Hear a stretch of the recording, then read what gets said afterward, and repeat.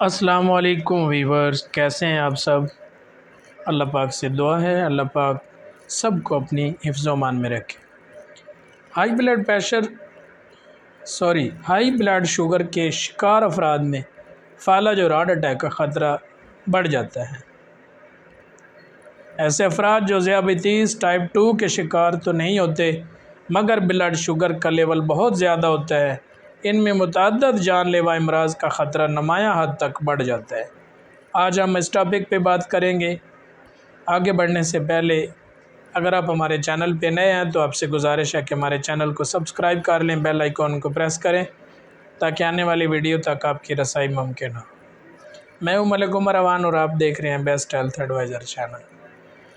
High blood sugar کے شکار افراد کے لیے عموماً پری ڈیابیٹس کی اطلاع استعمال کی جاتی ہے۔ ہائی بلڈ شوگر سے دل کی شریانوں سے جڑے امراض جیسے فالج، ہارٹ اٹیک اور دیگر خطرہ 30 سے 47% تک بڑھ جاتے ہیں۔ جی ہاں ویورز، شوگر کے مریضوں کی دل کی شریانوں سے جڑے امراض یعنی فالج اور ہارٹ اٹیک 30 سے 47% تک بڑھ جاتا ہے۔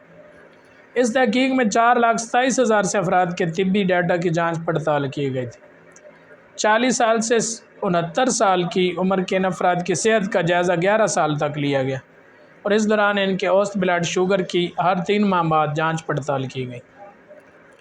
نتائج سے معلوم ہوا کہ ہائی بلڈ شوگر کے شکار مردوں میں دل کی شریانوں کے امراض کا خطرہ صحت مند افراد کے مقابلے میں 30% زیادہ ہوتا ہے۔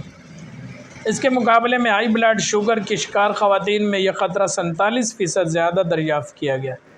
اسی طرح جن مردوں میں ذیابیطیس کی تشخیص ہوتی ہے ان میں فالج اور دیگر امراض سے متاثر ہونے کا خطرہ 55% تک بڑھ جاتا ہے، جبکہ خواتین میں یہ خطرہ 2 گنا زیادہ ہو جاتا ہے۔ محققین نے یہ بھی دریافت کیا کہ جن مردوں اور خواتین کا بلڈ شوگر لیول نارمل سے بھی کم ہوتا ہے ان میں دل کی شریانوں کے امراض کا خطرہ بھی نمایاں حد تک کم ہوتا ہے۔ انہوں نے بتایا کہ تحقیق سے وہی معلوم ہوا ہے جو ہم پہلے سے جانتے ہیں، اگر آپ اپنے بلڈ شوگر لیول کو کنٹرول میں رکھیں تو دل کی شریانوں کے امراض جیسے فالج، ہارٹ اٹیک اور دیگر کا خطرہ بھی کم ہو سکتا ہے۔ ان کا کہنا تھا کہ نتائج سے یہ بھی اندیہ ملتا ہے کہ خواتین میں یہ خطرہ مردوں سے زیادہ ہوتا ہے، مگر انہوں نے تسلیم کیا کہ اس حوالے سے مزید تحقیق کی ضرورت ہے کیونکہ یہ واضح نہیں ہو سکے کہ مرد اور خواتین میں یہ فرق کیوں ہے۔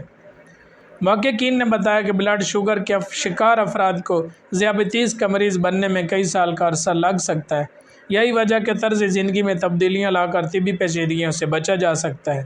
انہوں نے کہا کہ بلڈ شوگر ایک انتباہی سگنل ہے مگر صحت بخش غذا اور جسمانی سرگرمیوں سے ذیابیطیس سے متاثر ہونے سے بچا جا سکتا ہے۔ امید کرتا ہوں جناب ہماری ویڈیو انفارمیٹیو ویڈیو ہوتی ہے، آپ کو ضرور پسند آتی ہوگی۔